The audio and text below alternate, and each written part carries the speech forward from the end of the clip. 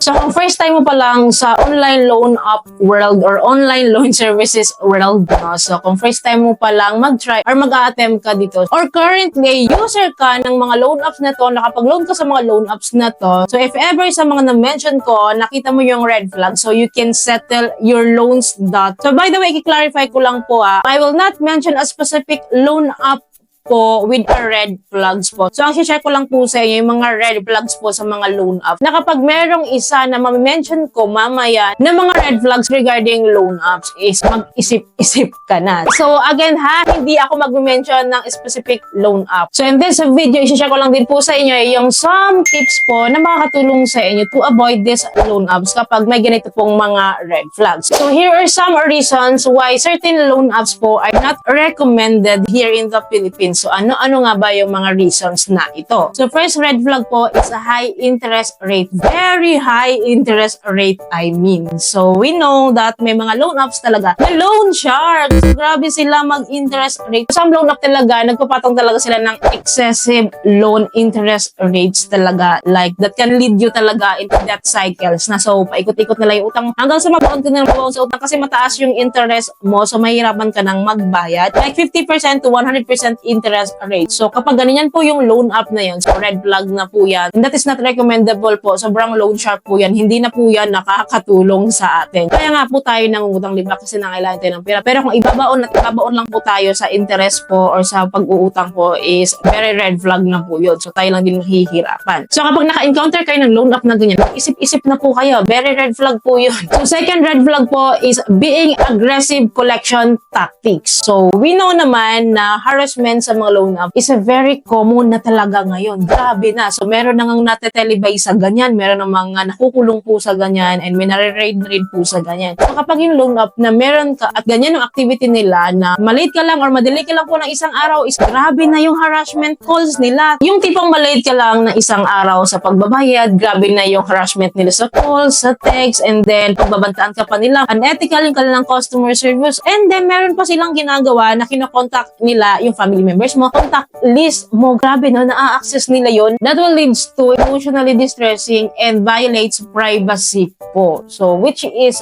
true. So, kung ganito ang loan app na meron ka, no? Alam mo yan sa loan app na meron ka, kung ganyan yung kanilang process or kung ganyan ang kanilang tactics on collecting fees. Meron akong viewer dati, sabi niya, wala pa daw ang due date, grabe na yung calls at grabe na rin yung harassment. Wala pang due date yun ha, so grabe. And then meron pa, nagbayad ka na, hinaharass ka pa. So, ang hirap nilang pakisamahan pag ganun, di ba? Ang hirap ng ganong loan apps, di ba? So, kung meron kang ganyang loan apps ngayon, isettle mo na yung account mo at kalimutan mo na yun, i-delete mo na yan. Kasi mahirap na. Mahirap yung hinaharass, grabe. Iba yung depression sa atin nun. Third red flag po is unclear loan terms. So, ano po ibig sabihin nito? Meron po kasing mga loan apps na hindi po malinaw yung kanilang loan terms. Very deceiving po. Upon loan application mo, no, agad-agad, disburse na sa'yo yung pera. Hindi mo pa alam kung ilang months to pay. So, may mga ganong loan app. At experience ko yon sa isa sa loan app na na-try ko. So, very deceiving yung ganon. Yun pa lang, medyo mag-iisip-isip ka na about that loan app. So, ito ha, do not try loan apps po na malabo pa sa malabo yung process niya. So, I've tried a lot of loan apps. So, na-experience ko talaga yan na hindi ko nagugustuhan yung gano'n. Yung tipong wala siyang breakdown ng payments mo, yung interest mo, hindi mo alam kung magkano yung interest mo, hindi mo alam kung kailan mo siya babayaran kasi agad-agad disbursement na agad upon application. So, i-click mo lang yung submit application. So, agad-agad, dapat disburse ka na hindi mo pa alam. So, may mga ganyang loan apps po. So, kung ganyan yung loan apps mo, i-settle mo na yan. Kung may utang ka dyan, i-settle mo na yan and i-delete mo yung loan app na yan and wag mo na yan i-try. Kasi napakahirap po yung ganyang process. So, hindi naman dapat talaga ang tamang proseso, di ba? So, dapat merong agreement, may confirmation, ikaw dapat magko-confirm kung itutuloy mo yung disbursement or kung gusto mo yung interest nila or yung pinalo nila. Ikaw dapat yung magde-decide nun, hindi silang magde-decide sa'yo. So, fourth red flag is the data privacy concerns. Ito talaga ang pinaka-concern ko sa mga loan apps talaga. So, hindi po kasi lahat ng loan app po is nagko-comply sa Data Privacy Act po natin, di ba? So, meron talagang batas dyan. So, hindi po lahat nagko-comply. Like sa previous loan na po na na-raid lang po yung 24H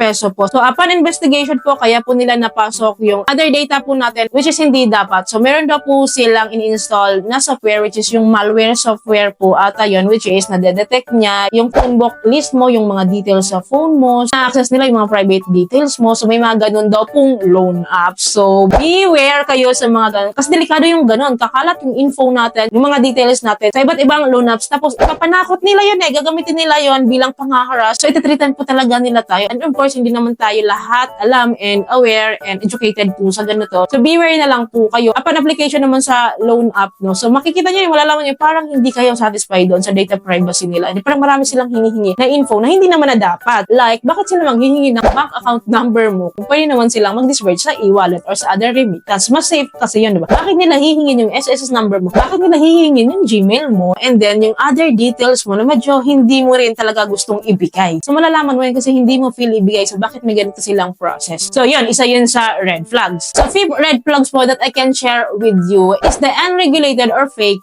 app. So, very talamak talaga ngayon yung mga unregulated or fake loan apps po. So, one good example po is nada-download lang siya through Messenger, Telegram, or sa Facebook lang po siya. And then, wala naman pala siya sa Play Store. So, may mga ganung loan app po hindi na siya existing sa Play Store. Pero kapag na-access mo yung link through Facebook or through Messenger po, is mada-download mo siya. May mga ganung loan apps po ngayon at talamak po yan. So, masasabi mo rin na fake loan apps tong mga to. Kapag nag-offer po siya to borrow money with promises of easy money, medyo red flag yun. So, wala nang easy money po ngayon. So, dapat po, mag-comply tayo sa loan application po. Talaga, meron kasi talagang loan app talaga na parang ang bilis-bilis talagang ma-approve. Parang 1 to 2 steps to apply lang siya. So, may mga ganong loan app na existing ha. Yung mga hindi legit na loan app ha, na bago sa atin na loan app. Parang napapromise sila ng easy money. Red flag po yun. Considered as fake loan apps po yung mga ganon. That loan app po kasi can compromise our personal and financial information. Of course, magsisend ka ng mga details mo doon. Tapos, fake naman pala yung app na yun, loan app na yun. So, napakahirap ng ganon. Ang hirap ng fake loan apps yung ma-applyan natin. So, those are the red flags po to be watched for. So, actually, madami pang red flags talaga. Pero yun po yung mga top red flags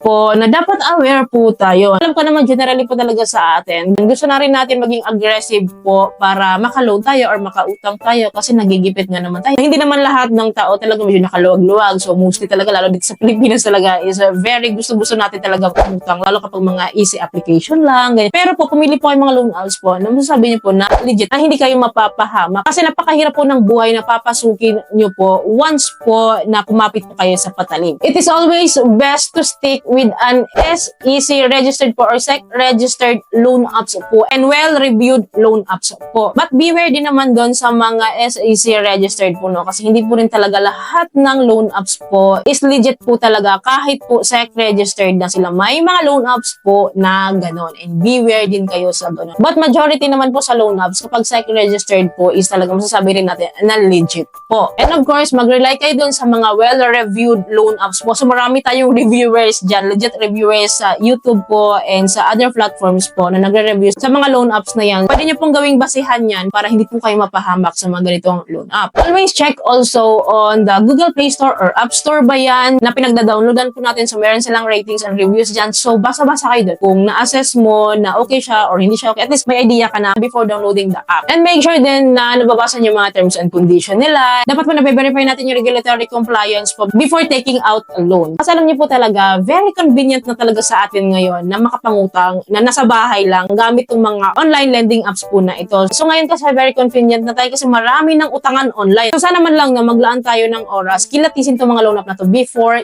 trying. Kasi para hindi po tayo mapahamak. So by the way, I want you to write a comment po sa comment section po regarding loan apps po na na-experience nyo na may red flags ng haharas or hindi magandang loan apps or mga magagandang loan apps. You can comment down below po regarding din po sa mga loan apps na gusto nyo pong ipa-review. So I will try my best na i-review yan. So you can write a comment down below. So yun lamang po. Ayun po may natutunan kayo sa video ito. Ayun po nakatulong tong video sa inyo. Kung nagustuhan niyo yung video, please don't forget to like, share, and subscribe. Click yung bell button para lahat po ng videos ko is updated po kayo. Thank you for watching this video. Bye!